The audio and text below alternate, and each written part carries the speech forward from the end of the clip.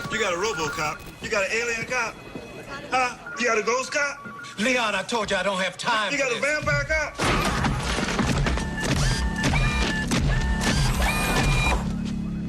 Murphy, Good evening, Sergeant Reed. do you know there's a warrant out for your arrest? Yes. I was just checking. What can I do for you? Please direct me to the rehab staging area. Oh, well, it's down the hall. You can't miss it. Thank you.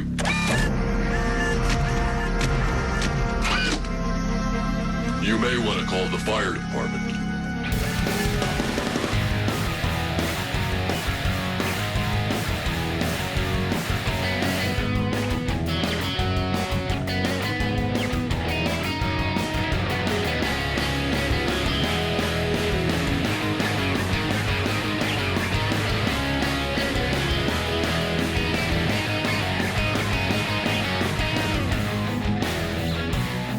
Hello, everybody, and welcome to another entry of the Overly Critical Hyper-Analytical Movie Club podcast. I'm your host, Wolfie, and today I'm joined by, as per usual, Matty Fitz. Oh, hi. Young Thug AJB. Andreas Maximus Cyrilius III. And our resident Batman Master Sensei Benoit. Hello, hello. Welcome to the dojo. And we are coming to you from the streets of new old Detroit, out from under the rubble of the old OCP headquarters and the rule of the fascist rehabs, right? Right. Yep. On today's episode, we conclude our coverage of the RoboCop series with the story behind the vastly overlooked sci-fi classic that is RoboCop 3. Right? Right. I don't know if classic needs to go in there. It's classic. Whatever. Overlooked. I do enjoy this movie, but let's call it what it is. In my opinion, at least, the first 8 minutes or so could even be seen as prophetic in our current society. Yeah, you're right about that. It's just as critical, if not just as satirical as the first, but it maintains the stance of liberal idealism confronting a growing fascist nightmare. Sound familiar? I think so. I mean, it's not the same, but it is the same. But it isn't. But it is. With Robo 3... We need a RoboCop now. Yeah, we do. Yeah, right? Where's my Robo? It's Bernie. We need Robo Bernie. You need him in the jetpack as well. Yeah, totally. Yeah, of course. I feel with Robo 3, the devil is in the details, and the film tries its damnedest to reach the heights set by the first film. And even though it doesn't come very close, it unwittingly sets the stage for a fun, yet clunky ride that has a bit more to say than it's given credit for. This is an episode I'm calling RoboCop 3, the Ballad of Alex Murphy.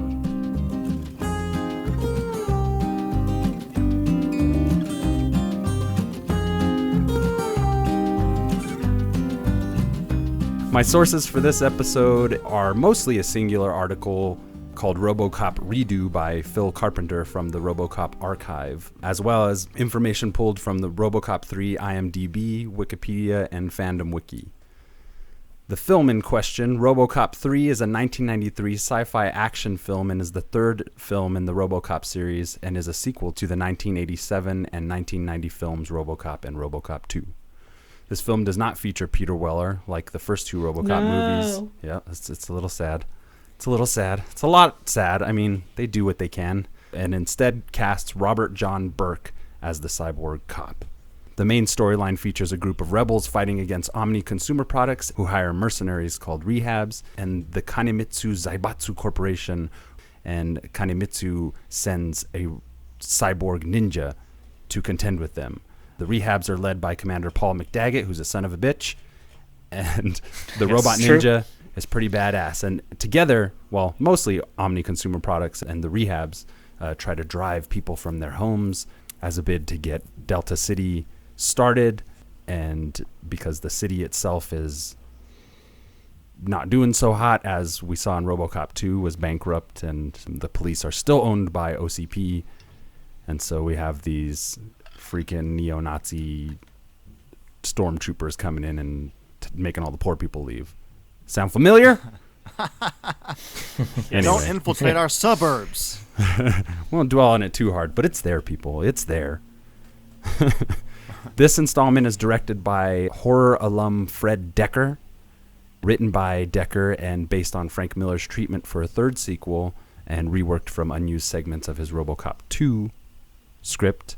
Dekker mostly handled the writing duties on this script, as it turns out, and made a lot of the decisions. He actually had quite a bit of power from Orion, even though he had a very limited budget. He didn't have the main star that made the character popular, and they just really had to pull strings together to get this one made. It's also produced this time by producer Patrick Crowley, not John Davison from the first two films, which RoboCop was kind of Davison's baby, so this new guy was hired on by Orion, but I think he was friends, from what I read, he's friends with Fred Dekker and pulled for Fred Dekker throughout the whole thing, which got him a lot of his say in this movie. The effects were once again handled by teams led by Phil Tippett and Rob Bottin, and the film features appearances from many recognizable actors such as CCH Pounder, Stephen Root, Daniel Von Bargen, Jeff Garlin, Shane Black, and James Lawrence, who was in Street Trash. A lot of those actors also appeared in The West Wing, X-Files, ER, and Seinfeld. Also Bradley Whitford, right? Yeah, that's right. That's the one I forgot to write down. Bradley Whitford, great. Rip Torn. Rip Torn as well. And Shane Black and Fred Dekker wrote the newest Predator movie, but Yep. it sucks, so who cares? Yeah. At least Fred Dekker's out there still working. Moving We'll on. cover a little bit of that there, but at least he's still working. And we'll talk a little bit more about the cast as well as we head along. After the music was done by Basil Polidoris this time around, he returned. Woo! The soundtrack is good. It's got a little bit of... It's a little cheesier than the first score. It's very much like standard Hollywood sounding score, except for the themes that were reused. The second one was scored by Leonard Rosenman, who didn't use any of the Basil Polidoris score. And so it was nice to hear those themes come back in. And even, yeah, the score's, it's nothing special this time around, but it does the job. With the production team, cast, and effects personnel assembled, the filmmakers went in search of a suitable location for filming. The first had been shot in Dallas, the second had been shot in Houston, and maintaining the tradition of filming in southern cities, the producers chose to shoot RoboCop 3 in Atlanta. A-town, baby. Patrick Crowley says, Atlanta has become a really important filmmaking center. There are film crews there that work on all movies shot on the eastern seaboard from Florida to the Carolinas. Another advantage was that Atlanta still had old sections of the town that looked like a northern city. So with that all out of the way, what do you guys think about RoboCop 3, and how many indeeds do you give it? Maddie? Whew, I mean, I enjoy me some RoboCop 3 because of its B-movie goodness. All right. I Agreed. miss me some Peter Weller, though. Def. And I feel like if they would have went with an R rating, it would be a much better movie. But I feel like a lot of stuff was probably toned down for that PG-13 rating, Yeah. which I think hurt the film. I don't remember what I gave RoboCop 2. It was But- like a 4. What was it? Something like What'd I that. do? 4 or 5. I think I'm going to have to give this like kind of the same score, like a 4.5 out of 10. Okay. But you enjoy it more than the other? I do enjoy it more, but I understand why people don't like it. How about a solid 5? Okay, you've right. convinced me. All right, that sounds good. Just to differentiate the two. Maddie's easy. Maddie's easy.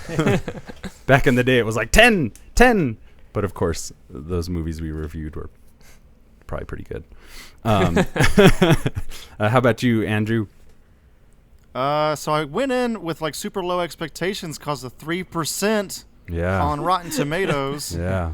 And so let's put that out of the way. I mean, let's put that out there because Yeah. obviously I think most people know that expectations really influence how you see a film. Mm-hmm. You know what I mean? Definitely. Most people are like that probably. And also, I know you...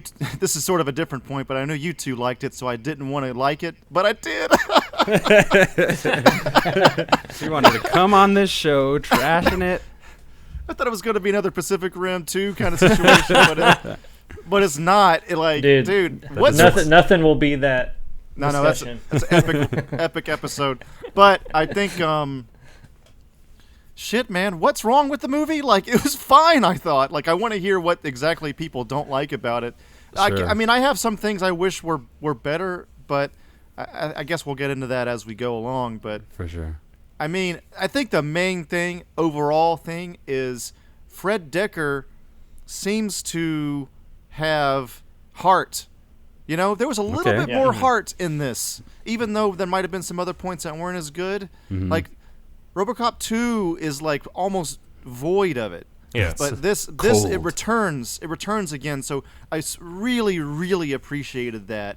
And you know, there was a scene where he's like having to fuck with his programming and what's law but what's moral in that one scene. That was good, I thought. And then like the action was mostly good. And I mean, I didn't know.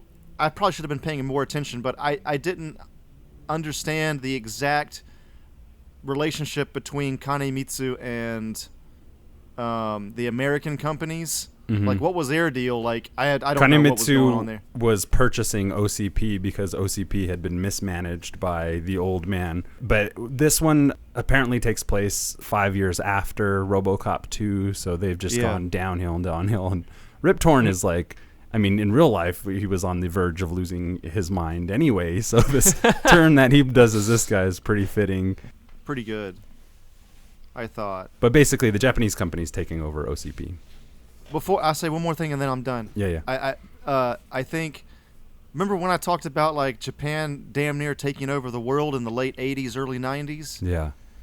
This movie, I said that in the Ninja Turtles episode, I think. This movie also is on the last fringes of that, it being shot in 92, probably 91. Oh, yeah. Like Japan just taking over. Then their economy crashed somewhere along the way, but like, you know, this was another testament to just how influential Japan was at that time. What they call the bubble economy, and I find that interesting. But one more thing, last thing, punks. I like punk rock villains. I love it. That's one thing I wanted to apologize to, because on the I think on the last episode you asked whether or not it had punks as villains and whether they were featured prominently, and both Maddie and I were like, oh, not really or whatever. But they are like. With this movie, I kind of play it on the background sometime, or the first couple times. The last time I watched it before yesterday, played on the background and didn't really look up to see how many punks there were. So to your credit, yes, there were quite a few army of punks. Splatter punks. Which is cool. But the thing is, I knew punks growing up, like dudes with mohawks, all kinds of shit, back in like late 90s, early 2000s, whenever we were in high school. Like, so that was late in the game, obviously. But this movie seems to show punks like it's 1985 during the Reagan era. Like I feel like even in 93, we already have grunge taken over, bro. Like, but punks have a cooler villain look. So I guess I kind of get it, but it does feel a little bit behind the times, even in 93. But for me, I love it. For me personally, I think it's cool. How many indies do you give this one? Shit, man, maybe higher than 2. I'd give it like fucking 6.5. 6.5. All right. 7, whatever. It's Damn, Andrew loved this movie. It's like a 0.5. It's at least a 0.5 above 2, probably. I want to see I got to see what the problem is with this movie. What's wrong with it? Okay. Ben, how about yourself? How do you feel about Robo 3, and how many indeeds do you give it? I think it's all right. I think this is definitely the Joel Schumacher Batman of the trilogy of the RoboCops in terms of it's been kidified, different actor. Yeah. You know, the tone's different, but I mean, there's certain things that I like about it, and certain things that I think really bring it home in terms of the trilogy. I really like the idea of just overall, all 3 movies, he goes from being a corporate tool to going up against them. And we finally got to see that realized in this. It's not quite realized the way we probably imagined after watching the first one, but it is realized in some way. I just think that if it were darker, it would sort of feel more fitting with the first one. I think Robert John Burke does what he can, but he just... He's no Peter Weller in this. He doesn't really...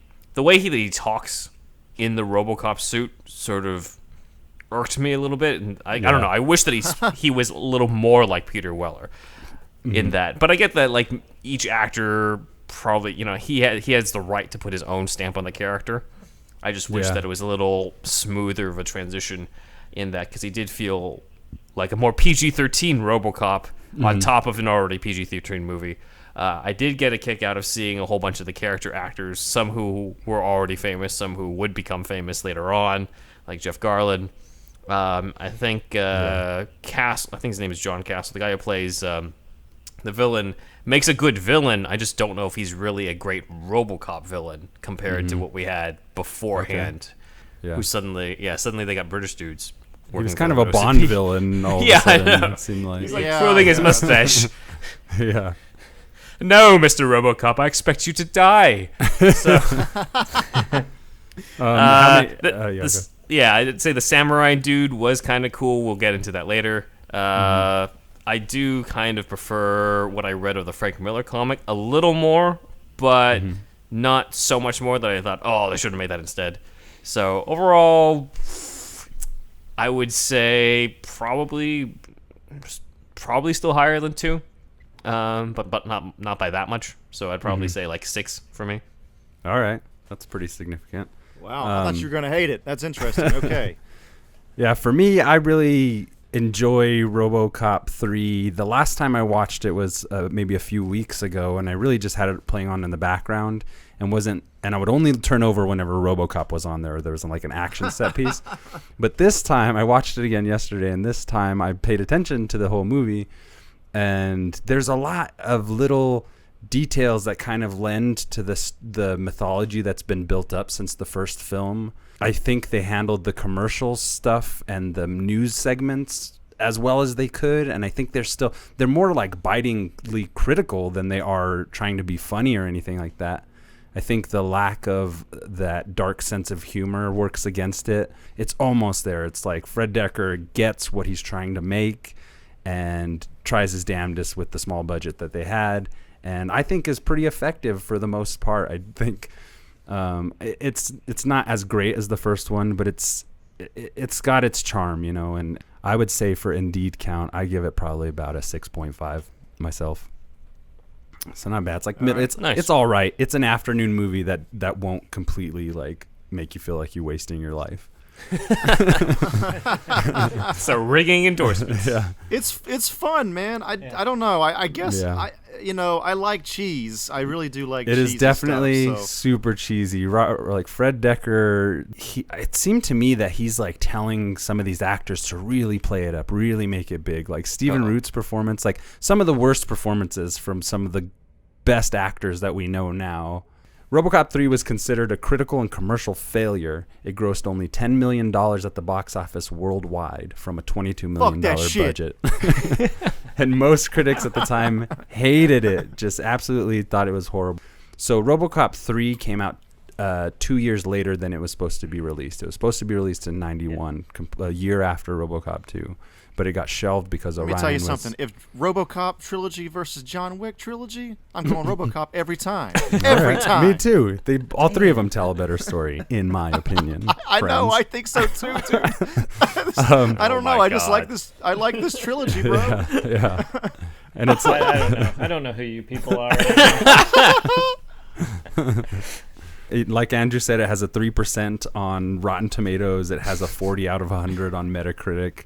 Poppycock.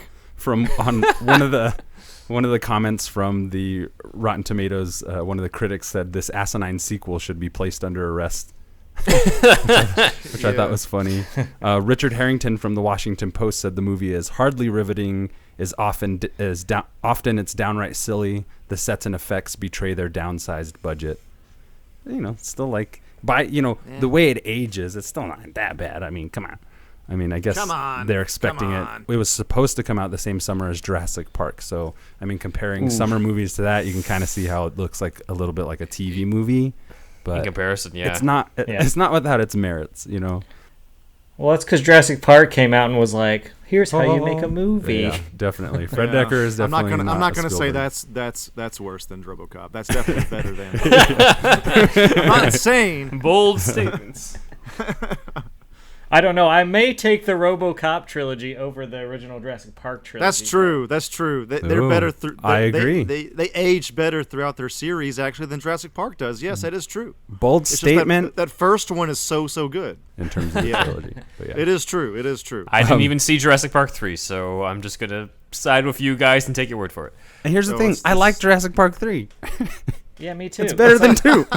It's a slasher flick, man. They're hunted by one dinosaur through the entire movie. It's a horror flick, like And that's it's actually kinda short. cool. slasher film. It's weird. And I it's- might not have ever seen this as well, but I definitely saw 2. And I think I saw 4. I've seen both Jurassic Worlds. Oh, Jurassic World 2 sucks. Anyway, let's keep Yeah. going. Roger Ebert said, "Why do they persist in making these retreads? Because RoboCop is a brand name, I guess, and this is this year's new model. It's an old tradition in Detroit to take an old design and slap on some fresh chrome." I mean, if he thought there were retreads in '93, I wonder what he thinks from Beyond the Grave right now. yeah, That's totally. the thing. I feel like if this movie was released today with updated graphics, I guess, like it would get a way higher score than a 3%. I really feel so. I feel like people I are feel just like it. yeah, they're just taking it to task because it doesn't reach, it doesn't even nearly get to the heights of the first one, and the second one dupes you into liking aspects of it. But this one actually has a lot more to offer, in my opinion. Like you said, heart. Even it has a better story to tell. It's got heart. It's got punks. It it's just got doesn't have Japanese shit. violence or very good comedy, And those two those two things were very strong in the first one, so it makes sense, I was most surprised at the comedy of it. That's why I said it was like a R-rated Marvel film before Marvel films were really a Yeah. thing. David Newser from Real Film Reviews gave the film 2.5 stars, stating, "The best one could hope for is a movie that's not an ordeal to sit through. And on that level, RoboCop 3 certainly excels." It at least, keeps That's your a good interest. review then. Yeah. Or lukewarm. That's a Lukewarm. good 2.5 stars. Dude, I don't know what people wanted, bro. This movie was fucking good, man. I thought so too. By the end, when I stopped watching it yesterday, I was just, RoboCop 3 is awesome. Mako is in it too. Come on, dude. Yeah, Kanemitsu. Kanamitsu, yeah. He's the big bad. Yeah, definitely. I think they introduced Nico, the little hacker girl kid and stuff, and she mostly just serves as like a plot device in order to get past certain barriers. Yeah, no, she definitely seems to be like a cipher for the kids. Just like how Robin was like, oh, like kids will relate to this Yeah. kid character. Like, let's have a kid character and help out RoboCop. Yeah. I don't mind that it's not as violent. I think it would be a much more powerful film, much more profound film if it stuck to the formula of the first film in that way. But also this does feel very much like kids playing with action figures, which I totally get down on. Seeing Ed 209 dude. again, and That's different shit. The move where the jetpack just like puts fire on the guy's feet or whatever. yeah. That's a cool little move, That is that's cool. That's creative enough, Most people, I feel like they wouldn't do that. It would just be him flying around. But to have that particular move, I Right. thought was pretty cool. Definitely. That's it. Oh, CH Pounder dying scene was pretty bad though. yeah. I'm dead. When Orion completed filming on RoboCop 2, plans were already underway for yet for a third installment. But RoboCop 3, under new direction by Fred Decker, who also co-authored the script with Frank Miller, and was to face countless obstacles before finally reaching the screen. Working with a scaled-down budget, a tight shooting schedule, and a new actor in the title role, Fred Decker finished the project in 1991, only to see it shelved for 2 years as Orion struggled to extricate itself from mounting financial difficulties, from bad business decisions, as we know well enough from RoboCop 2. Management was just too impatient, and probably very much like Rip Torn in this film at Orion. Assuming the Maybe role that's from, who it's based on. yeah. Assuming the role from RoboCop from Peter Weller was actor Robert John Burke, as we mentioned, who also stepped into the predecessor's Robo suit thanks to minor modifications and refurbishments by suit creator Rob Bottin. Peter Weller was interested in playing RoboCop again, but because of David Cronenberg's Naked Lunch was shooting at around the same time, they couldn't make for the scheduling conflicts. But Peter Weller apparently also commented that the script was not to his liking. 5 years and one sequel later, Orion Pictures has similarly pinned their hopes on RoboCop 3, the latest rendition of the RoboCop fable. Although the 1990 sequel had performed less admirably than the original film, Orion's faith in the basic appeal of the character had led to the studio to move forward with a third installment. Tempering that faith with a bit of caution, the studio afforded the movie a budget that was significantly smaller than RoboCop 2, and the atmosphere of filmmaking on a shoestring budget pervaded the production. So it seems like a lot of things that we were talking about with like the creative nuances of Flamin' McDaggett's feet. I forgot his name already. It's like those are the kind of things that I really enjoy with filmmaking, is when they don't have like a very big budget, or wherever you have to find your ways around certain problems, which the script itself probably needed a much bigger budget in order to be as big as Fred Decker originally had planned it to be, but it seems like they worked as best they could within their constraints.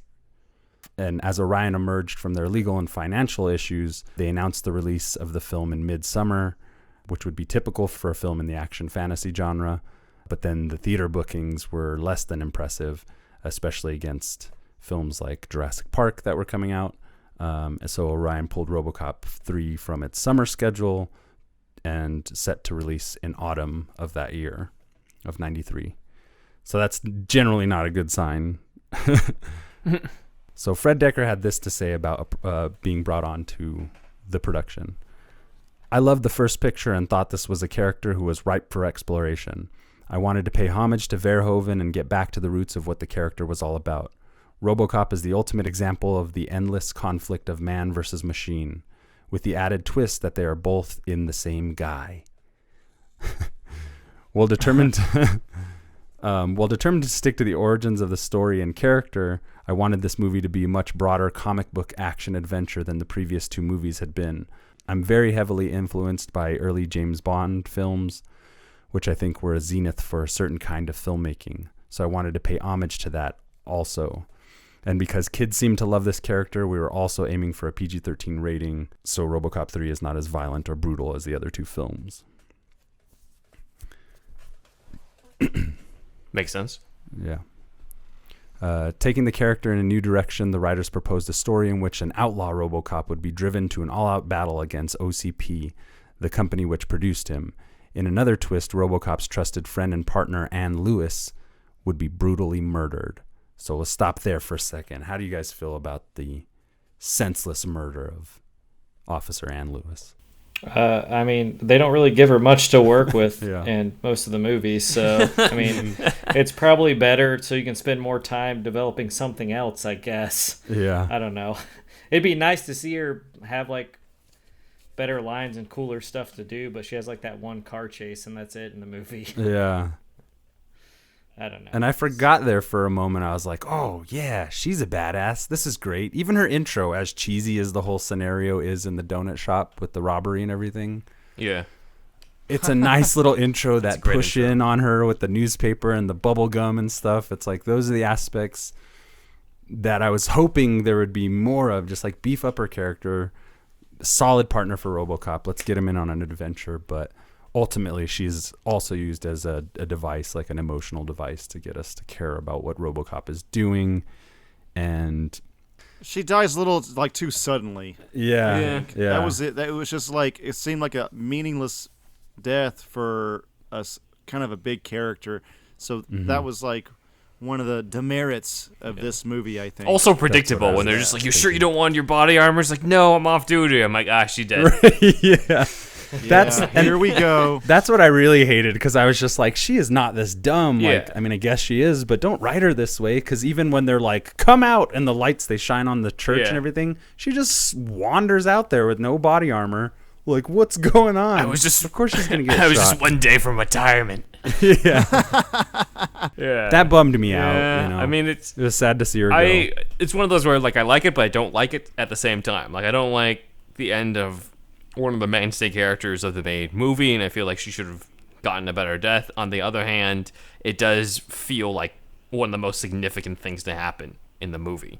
Yeah. In general. Yeah. I think execution could have been better, but the idea of it isn't bad. And when Andrew just Yeah. said they resurrect her as a female RoboCop, I'm like, you know what? That would have been badass, actually, if they did that. Yeah. I was thinking that they would do that. Yeah. That would have been cool. That's what would have happened if it was remade today. Yeah, 'cause probably. That's definitely the move that would. They that had would a happen. similar Yeah. thing in because I read the Frank Miller comic before this episode. It's not Lewis who becomes a cyborg thing, but like the Jill Hennessy doctor character, Marie, is like in love with RoboCop Yeah. in the comic. And I was like, okay, that's weird. And then she gets her head blown off at one point. I'm like, okay, that's pretty fucking dark. But it turned out she like uploaded her consciousness into some sort of computer, and it like downloads into some sort of robot, and she becomes like a cyborg version of her at the end to help out RoboCop. So I was like, okay, like I guess, but it seems weird to do that with just like, here's a new character, and we're gonna do this whole thing with her. If they did something like that with Lewis, that would have been badass. Yeah, for Yeah, sure. that would have For been sure. the better move for sure. Yeah, it would have been interesting if anything. I liked the dynamic even in part 2 where it was like this human partner with RoboCop. You know, that was always. I just liked their relationship or what could have been. You know, in the imagination of the audience. Because of that. I do agree with Maddie though. They don't really give her much to do, just in general. Yeah. So I'm like, Yeah. like she's a good character have for been her an- potential, more so than what they actually ever did with her in these movies. Yeah. Must have been an awkward lunch meeting. So we're gonna kill you. It's weird because like it. Go ahead. No, keep going.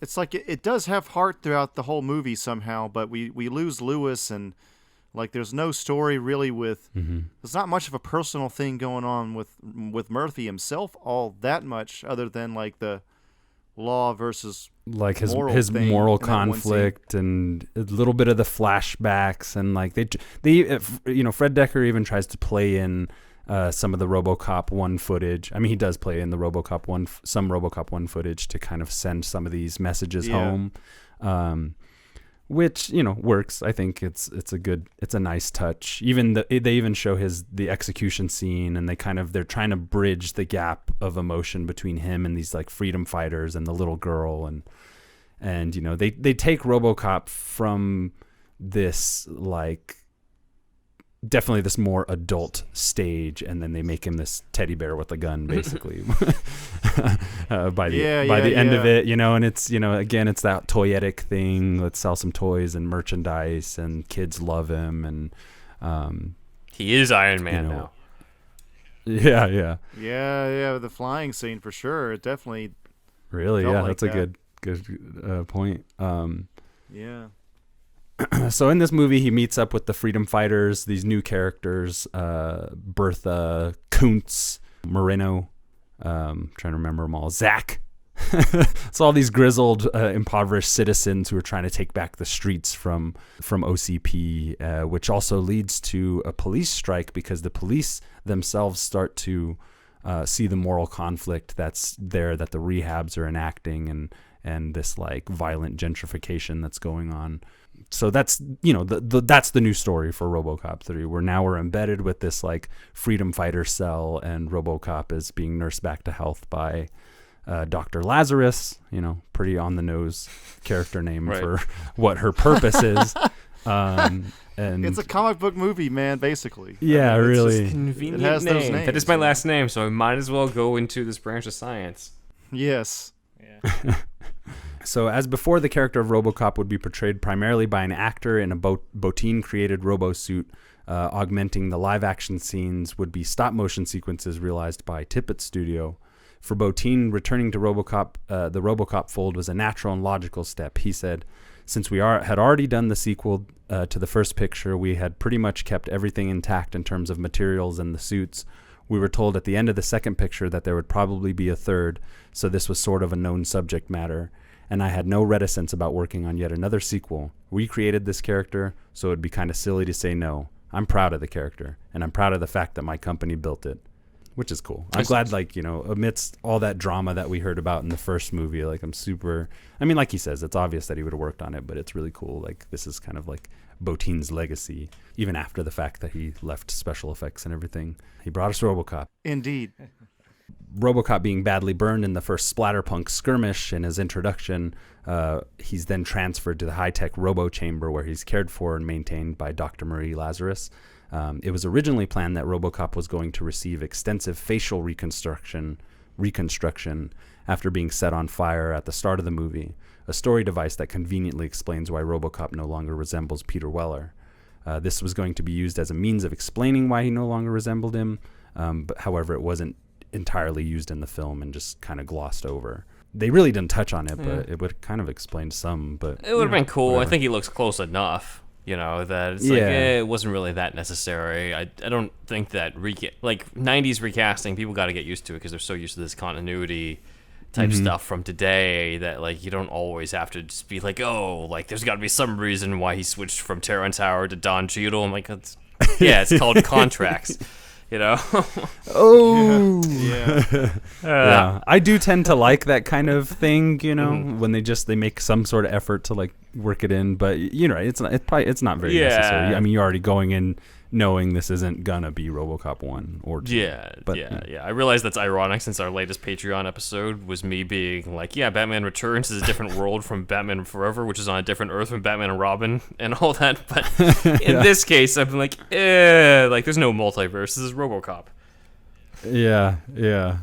Right. It's a hit. It's a big hit for the film, I think. And, like Robert Burke's performance, like he does what he can. I think he does really well in the suit. I think he does really well with his robotic movements and things.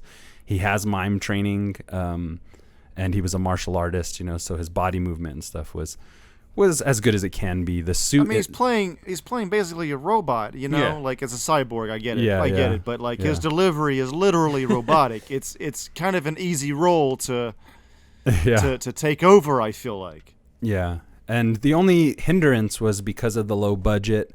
They couldn't pay for or create any new props or like full body casts for Robert Burke and things like this. So they had to modify things that were measured for Peter Weller, suit-wise. I was thinking that, sorry to interrupt, but I was thinking that when I was watching it, due to it's a little clunkier. Working in practical effects now, it's they must have partially hired this guy because he had very similar body measurements to Weller also. Because some of that stuff is like straight up unusable, if it's customized to one person, generally speaking. Right. And for his face to be pretty close, it's a pretty good pick, man. I think so too.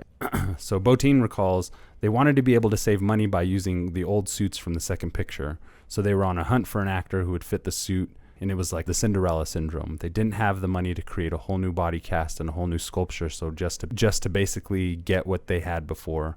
Also, they didn't want to change the look of the character at all, so they went searching for Cinderella.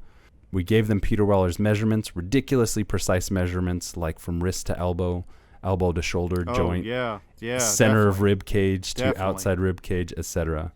Am I at work right now? Yes. Nice. That's exactly what happens. Yeah. And so, like we said, Robert Burke was the one, the actor chosen who both fit the suit the best and also was able to bring the physicality to the role.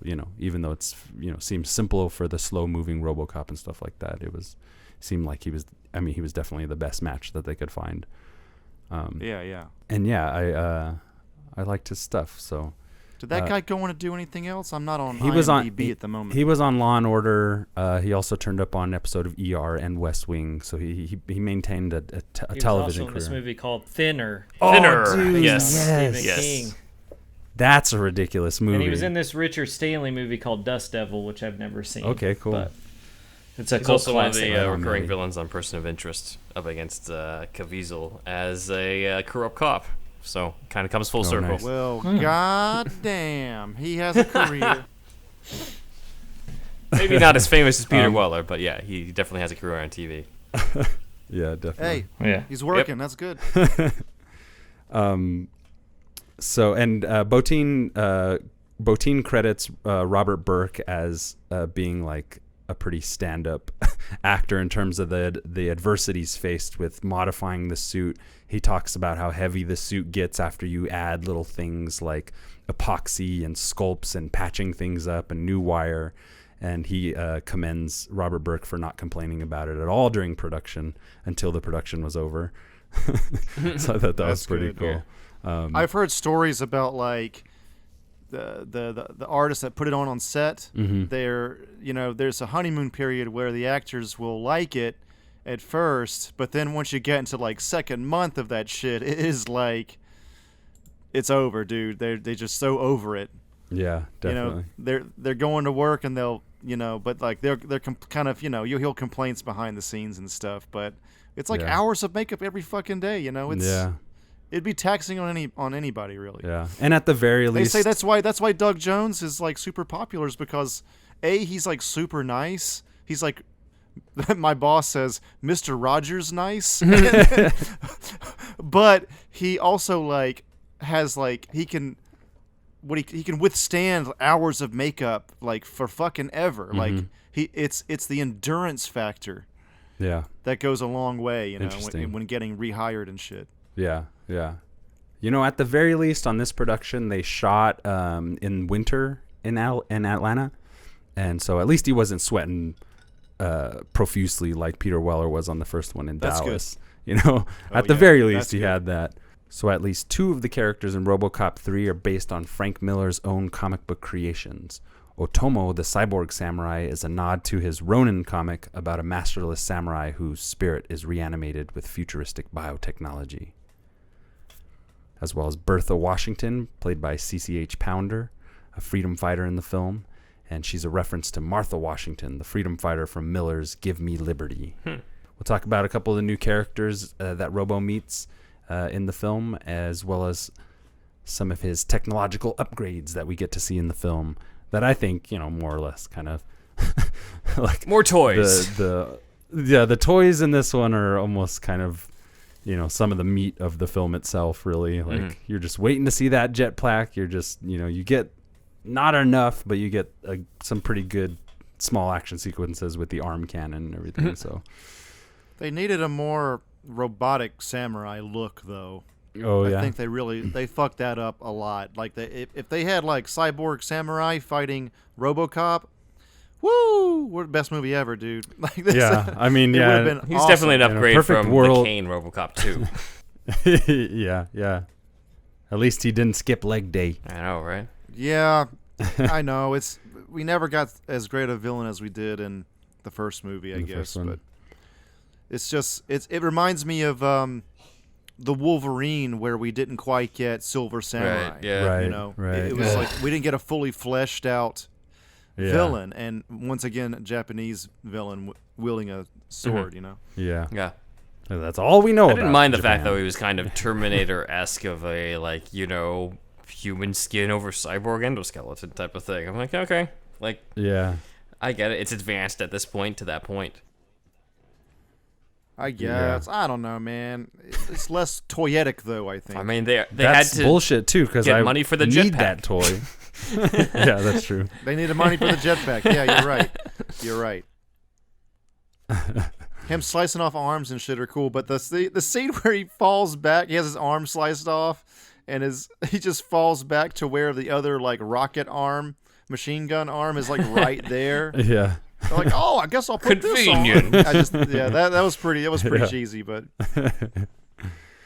according to director Fred Decker, this Japanese take on the Terminator, essentially named by Frank Miller in homage to Akira creator Katsuhiro Otomo, is everything that RoboCop isn't. Robo is mostly a robot, or appears to be mostly a robot. Otomo appears to be mostly a human. Robo can move very slowly and deliberately, and Otomo can move fast as a whip and do triple somersaults. Robo has a gun. Otomo has a sword. So it conceptually makes for that's cool. Pretty epic shit. Yeah. And we're only because of their budget. Fred Decker has gone on record as saying that he wanted to emulate the 80s films of John Woo and Sue Hark and some of the Hong Kong cinema style stunts, which later wouldn't really be realized in American cinema till The Matrix, more or less. We see it a little bit. Mm-hmm. I can kind of see that. Yeah. So, budget constraints, timing constraints and stuff really led to a very surfaced and not very nuanced version of this type of character. But I think, it's different enough in this film to make it stand out And even though the action sequences, like the very climax, is kind of weak between the two. I But agree. some of the scenes, I think that scene where Otomo gets his jaw knocked and he moves it back in place, like Yeah. that's absolutely one of my most favorite Yeah. effects in movies. Like I Yeah, think it's it's cool. It was cool. Yeah. Definitely. So for the physically demanding role, actor Bruce Locke, who had no movement or martial arts training, was handed over to stunt and martial arts expert Bill Ryusaki. For the first 2 months, said Locke, it was very, very intense. We went literally every day for anywhere from 2 to 5 hours a day. I would stretch out an hour in the morning and an hour at night because I'm not very flexible, and that was one of the main concerns. I literally couldn't kick above your belly button. So that was that. And when I started to weight train too, That's pretty high, though. Admittedly, anything above the belly button is pretty high.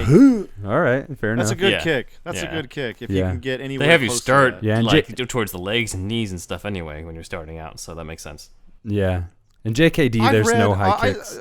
What's his name? Chuck Norris has some fucking interview saying he had to convince Bruce Lee himself that high kicks were worth practicing. Really? Because Bruce Lee in Jeet Kune Do at that time didn't No high think kicks. high kicks were that. We're going on a total tangent now. I'm sorry. That's all right. But we're not like that effective because he was trying to make a real street fighting thing. Right, yeah. High kicks leave you Jeet- open for quick attacks, essentially. is what But he what's thought. his name? Chuck Norris did Tang Soo Do, which is Korean. Most of the Korean arts are known for lots of kicking. Mm-hmm. So he was all about kicking. But anyway, I'm sorry to derail this so fucking much. No, you're good. That's an interesting point. So you're calling Bruce Locke a pussy. No. But I want to say one more martial just arts kidding. nerd thing real quick. One more thing. Yeah. The whole swinging the katana around, not a thing. It's not a thing. Yeah. But I know we're watching a cheesy 80s or early 90s movie, so I get it. But that's one of those things where it's just like, it just kind of irks me. Like You mean- see, like Ghost in Tsushima, the sword comes out, boom, strike, maybe 2-3 strikes, go back in the fucking scabbard. You know what I mean? There's no like flailing around. That's not it's Yeah. not a thing. Read historically. some Book of Five Rings, guys. Oh, yeah. All right. Get on it. So you're saying like the whole those scenes in movies where the guy's like wah wah wah wah wah, and he's like showing you what he's capable of or whatever before the fight, a la Batman, The Crow. It's not a historical. Every thing. action movie ever. Yeah. It's not a historical thing. It's a Hollywood thing. They want to be flashy. It's movies. Yeah. You want to be flashy. Plus, I that guy get it. always gets Yeah. beaten. But That guy again, always gets beaten anyway, so it's That's the thing. Overly flashy. I mean, That's the thing. So Yeah. like, again, I have my martial arts nerd cap on right now. So I'm sorry to bring us to this conversation. no worries. Bruce Locke, which I thought was cool. His introduction is really cool. Mako going into that like shrine where not shrine, I guess, but like the room he's kept in. In deep contrast to what we see with Robo. Robo's got this big industrialized chair inside of this like really scientific, sterile, industrialized chamber. And this one is very, there's a lot of reverence paid to like, even when they're introducing Otomo before he's on screen, it's just like, we've never released him in such a highly populated area before. And when Mako goes into that room and you see how beautifully it's all laid out and set, it's all very zen. And you see him meditating on that platform and stuff. I thought that was just a really cool visual element that they, in contrast to what we've It's seen. like a comic book panel. Yeah. That actually, It was tight. that actually really is in the is. Frank Miller I mean, obviously the comic Okay. came after the movie, but it's illustrated really well in the comic as well. Okay. So yeah, it is an. I do wish though that they made it a little more, because like watching it, I was just like, I feel like some committee was just like, what would be cool? RoboCop fights a ninja. I'm like, okay, Yeah. fine. But when you bring up Hell these parallels, I'm like, you know what? If they actually did this whole thing where like RoboCop's getting repaired and Otomo's getting repaired and they're both preparing for the fight with each other, and both like maybe we had some sort of backstory on who the hell this guy was, or maybe he was somebody beforehand, just like Murphy was somebody beforehand, then that would have been cool thematically. Yeah, Yeah. definitely. Hell yeah, dude. Unfortunately, the hectic pace of the production schedule did not allow for the most advantageous shooting of the effects for Otomo, for stuff that they had planned. Basically, they shot it in one take, and they didn't get the cameras round to cover it the way that Bottin had covered it in tests.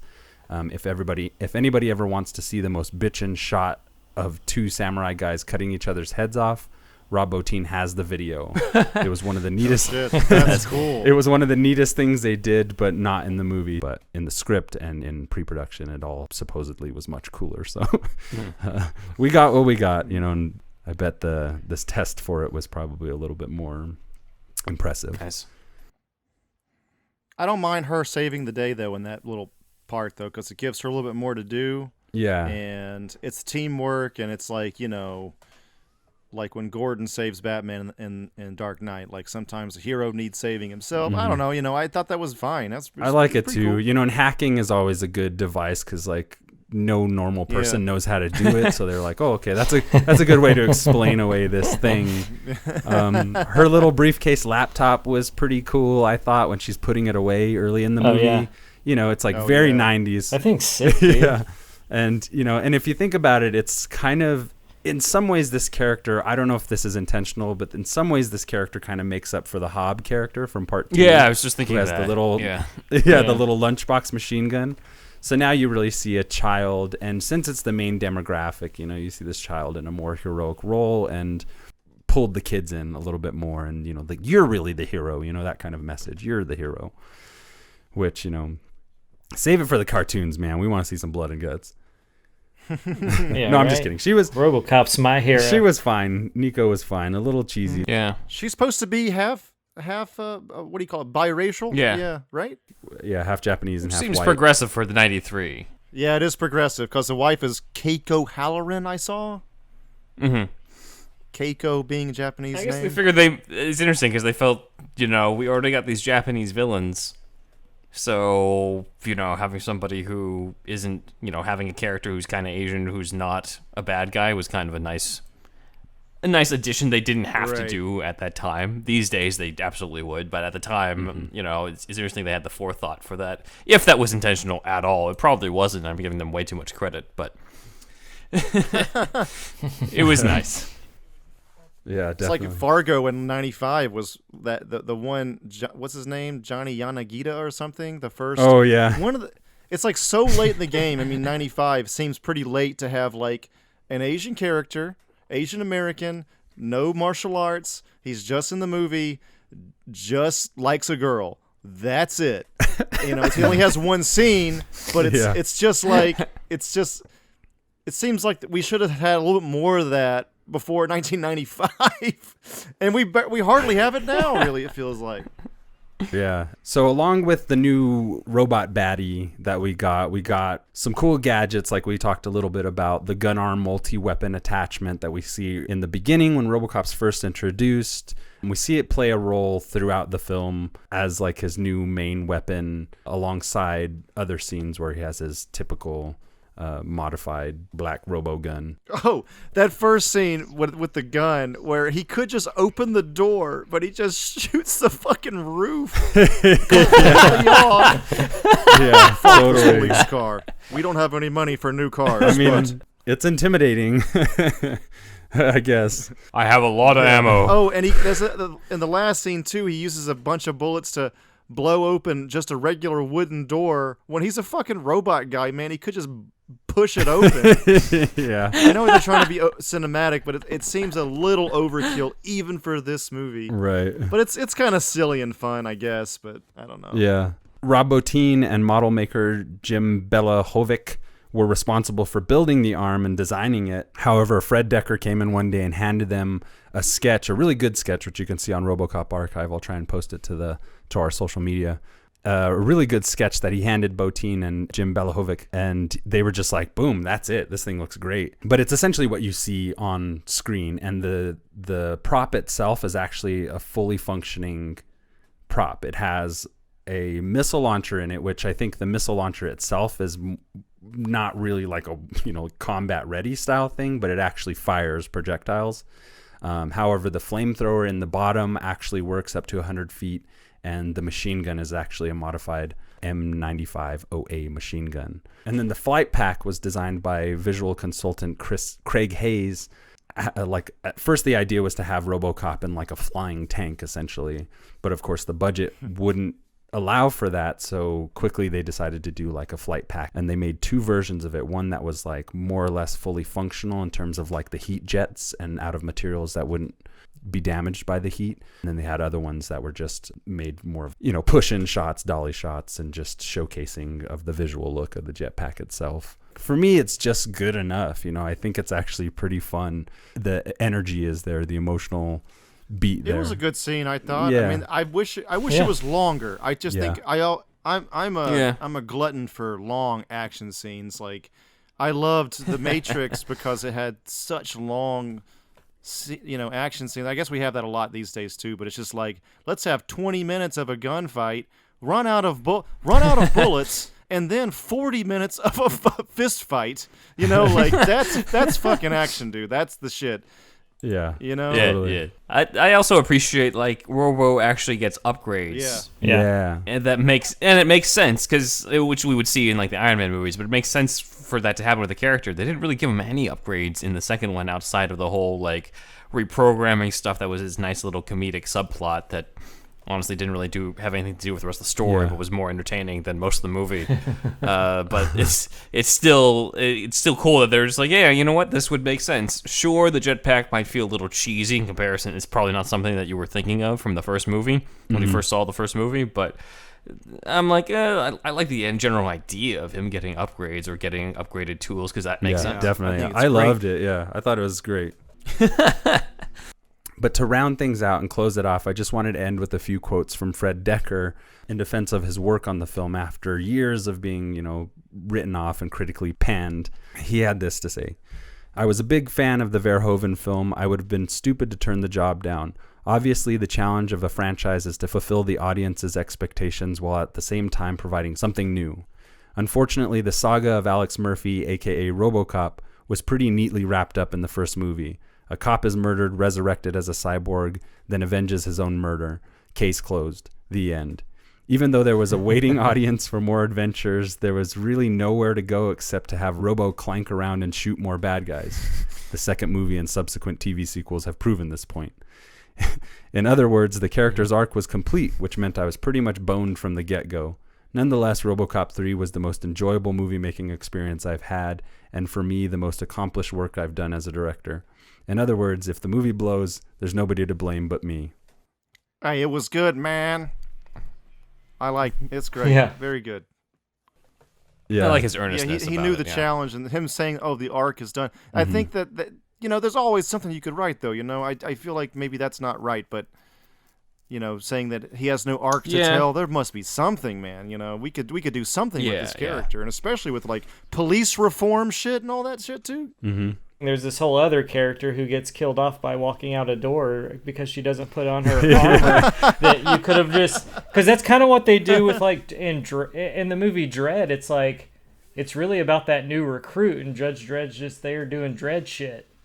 Like training her. It's like Murphy could have been training her to be a better copper. I don't know, and made the story revolve around her. Yeah. It could have been, I don't know, but no one pays me to write movies. I love the little they like to button up all the movies in the series as well with like a little line from RoboCop. Oh, that was a good one, man. Yeah. Like, my friends call me Murphy, but you can call me RoboCop. Yeah, it was a Like good this- way. Dude, it's so good at the end. This line ends I love with his name, unlike the other one, like We're Only Human. And so just that alone makes it a little stronger in that way. Plus it being the third one, more than likely, well, as nice the last callback, one. yeah. I don't know. It's cool, man. It's good enough, I agree. I have quite a lot of fun with RoboCop 3. So as the movie ends, the future looks bright indeed for the cyborg law enforcer. The future of the film series, however, remains in doubt. Pat Crowley says, RoboCop could go on just as the James Bond series has, but for that to happen, I personally think that RoboCop will have to evolve as a character. There will have to be changes in his design so that he will be more flexible in what he can do. If RoboCop 4 does happen and RoboCop is able to run 100 miles an hour or jump across streets, that will be a great step forward for the character. It will be costly. It'll be costly, but it'll also be necessary because we've run out of things for him to do as he is. I mean, there's also this whole family that got completely abandoned after the first 5 minutes of RoboCop 2 that they haven't done anything with. Yeah. There's lots to be done. Well, that's I'm why sure. I like the remake because the family plays a bigger role in the remake. Yeah. But they do some things interesting in the remake. But so I wonder if some of that stuff floated around the pitch meetings and the writing meetings for the RoboCop remake, because we do get quite a bit of that, but it's also a retelling of this story and this character, whereas I think from my standpoint, or maybe a lot of the fans, we don't want a retelling so much so as maybe a continuation of at least the first film, or more in that same universe rather than a reboot or rehash, although there are merits to the remake. Police reform being the theme of this year other than COVID? Yeah. I mean, come on, man. This is like ripe. Slightly relevant. Yeah. Yes. yeah. Rounding out the whole series of these episodes, which is why I wanted to kind of like, play off of these for now, because they all just seem so relevant. And like I said at the top of this episode, I feel like that first 8 minutes, man, it's definitely more of like an exaggerated nightmare. But you never know with, the authoritarian political landscape that we're seeing today, and with the battle against a lot of this liberal idealism, it just seems like apropos at the very least. Yeah. So, you guys got any closing thoughts about RoboCop 3, about this series of episodes we've done? It's been a wild ride, man. It's been a wild ride. I got a few things. Let's see. So I think with RoboCop 2, the main things that I saw potential in were the stuff with the family that they dropped after the opening, as I pointed out earlier, as well as the comedic stuff of his reprogramming, turning him into like a G-rated RoboCop, which is nice for a movie. For a sequence in a movie. It doesn't work as a whole movie. Probably works best as a TV episode. But I didn't really see a lot of potential in the rest of it. It's kind of a mishmash of different stuff. This one, though, I like the ideas. I like the idea of him going up against the whole samurai thing. Once you explain the parallels of him and Otomo, I'm like, oh, that actually is kind of a great villain for him that they didn't quite... that you didn't quite see the I guess the depth of that outside of just RoboCop fights a samurai. And then that plus him going up against OCP in the final line and what that signifies, I was like, okay, that does feel like a good way to wrap up this trilogy. Also cool to see the Sergeant. Dokuyi probably has the biggest role in this one out of all 3 movies, where he just shows up with the vest on, the guns, and he's like, you're going to take back the neighborhood, and you guys are all deputized. And I'm like, well, damn, this might be considered to be a weaker sequel, but I'm sure he got a kick out of just the bigger role that I got in this one. Yeah. Totally. And he deserved it. Yeah, I wish there was more of his character just in general. If they focused the sequels more on him, Lewis, and Dokuyi's character, that would have been a better dynamic than what they ended up doing, at least in 2, in this. Villain-wise, I do think it's weird that the old man, if they couldn't get O'Hurley back, I think the replacement of Rip Torn in there was kind of weird. They went from this menacing old man to this goofball. I thought... maybe he should have just been outright replaced by Mako's character, or if they had, because I pointed this out in our podcast on the second movie, but Johnson evolves into a villain. He goes from the sympathetic OCP guy to yelling at the cops in this one. And I'm like, well, that could have been cool too if he had taken over from the old man or something, and we saw his rise up in 3 movies and how the corporate life corrupted him. So there's a lot of potential to this, yeah. Not to cut you off, but again, in Johnson in particular, that scene where they're all throwing their badges down and leaving the precinct, going on strike or quitting or whatever, and he mentions how they're it's going to be damaging to their retirement plans or whatever. It's just like the commercials. It's just it's the spirit of that satire from the first film. That I think there's actually a ton of it in this movie, but it definitely it loses for sake of timing and for sake of some of the writing, but it's there, it's. Yeah, It's not the same. Yeah, it's not the same writers, and also what was kind of cool about the first one was the mix of just like comedy with like R-rated graphic violence, and then when you take out the R-rated graphic violence, then it just kind of becomes a light action movie. Like it feels more generic once you take that part out, and I think that's kind of why this one feels. Even though we liked it overall, it still feels like it's a downgrade from the first movie. Still, on that. It's Decker, coming off of Monster Squad. Maybe he was already getting some cult classic vibes in '93 because Monster Squad came out in '85 or some shit. It'd been almost 10 years, so I don't know. Maybe he was just still trying to make that kind of movie. I don't know. Yeah, potentially. But yeah, I mean, overall, It's been an interesting ride. I'd seen the first two, but I hadn't seen 3 until for this podcast. I'm glad I did. I always had wanted to see it as a kid because it was the only PG-13 RoboCop movie. Nice. Ironically, the only one I hadn't seen, and because of the Frank Miller involvement. So now I finally have seen it and know what it's all about. And I'm kind of looking forward to potentially covering the remake just to sort of close it out.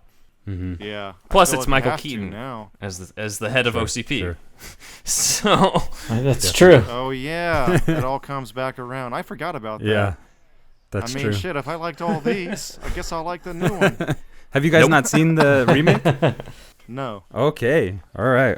Dude, Well, I went stage is set. for this podcast. I went from no RoboCops, and it'll be all RoboCops. All right. Well, sounds good to me.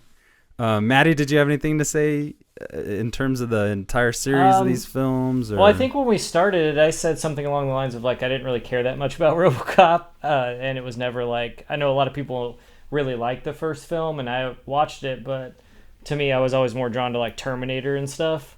I thought the robot looked cooler in Terminator, and goddamn, Kyle Reese, Michael Biehn, love him, but watching through all these, I'm like, all right, I get it. I'm a fan now. So doing this has made me a fan of all RoboCop, and I want a Robocop Returns. I want a RoboCop series. RoboCop Give me Forever. a cartoon Netflix. Come RoboCop and Robin somehow. I'd watch it. Yeah. yes, Yeah. Dude. RoboCop and Yes. Lewis.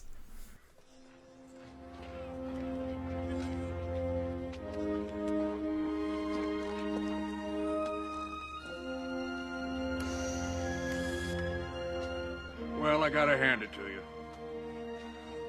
What do they call you? Murphy, is it? My friends call me Murphy. You call me RoboCop.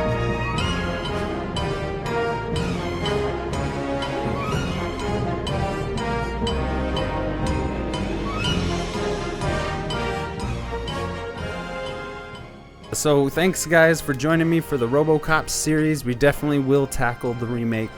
We'll be back with that soon enough. This time around, I just really wanted to get a feel for what made the film good amidst all the bad reviews and the stigma that it's had over the years. I even brought it up to some friends, and they're like, why the fuck you spend an hour talking about RoboCop today? That's the worst one. And I wholeheartedly disagree, and I'm glad we did it.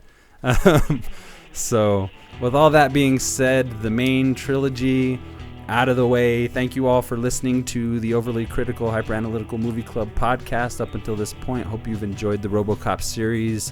Moving ahead, we'll do more franchises like this, as well as more cult classic films, the stories behind them, and kind of our takes on what worked and what didn't. If you have any questions, comments, suggestions, send an email to the overlycriticalpodcast@gmail.com. And come join our Facebook group, the Overly Critical Hyperanalytical Movie Club. Just type that into the search at groups on Facebook.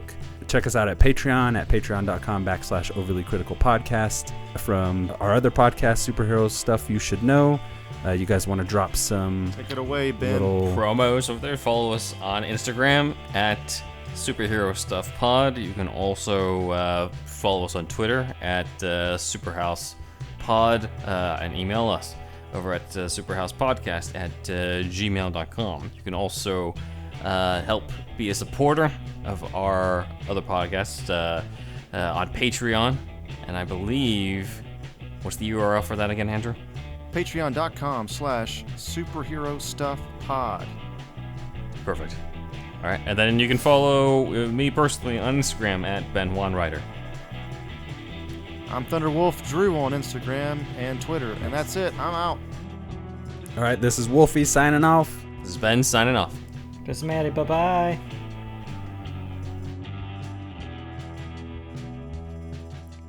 If you like what you hear and want to support this show directly, go to patreon.com/Overly Critical Podcast and become a $3 scholar.